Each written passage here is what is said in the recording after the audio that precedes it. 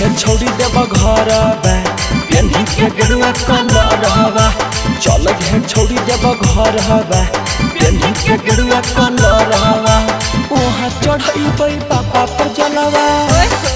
अगे वहाँ चढ़ैबै बाबा पर जलवा। कैसे चढ़ावे रे? सुन टपा टपा टपा टपा टपा टपा टपा टपा टपा टपा टपा।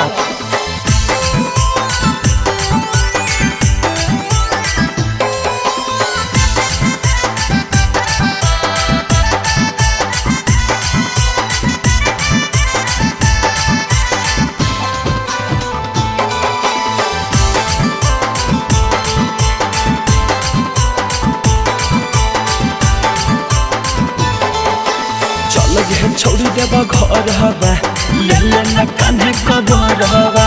चल घे छोड़ी देब घर हवा ले लेना कान्हे कबर हवा। ओ जहाँ चढ़बै सुइया पहाड़ गे। अगे ओ जहाँ चढ़बै सुइया पहाड़ गे। कैसे चढ़ावे रे? ले सुन हटा पटा टपा टपा टपा टपा टपा टपा टपा टपा।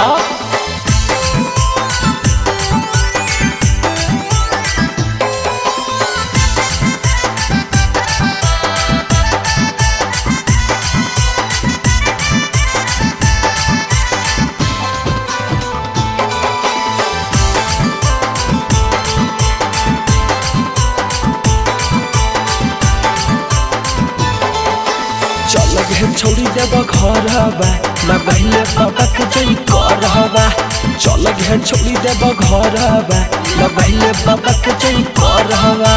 दोनों खइबै देवघर के पेड़ा। अगे दोनों खइबै देवघर के पेड़ा। ई कैसे खाइबे? टपा टप टपा टपा टपा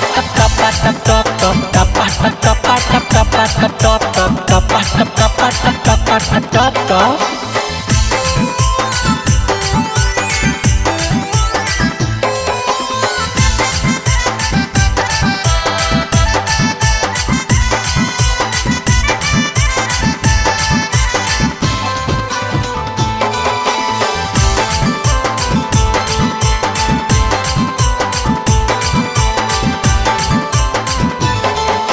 चल घे छोड़ी देब घर हवा साथे सुदामा डर हवा।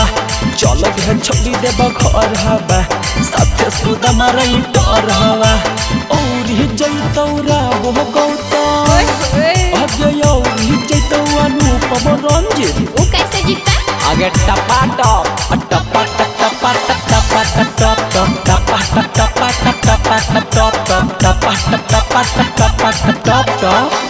DNS Music Recording Studio, Rajoli।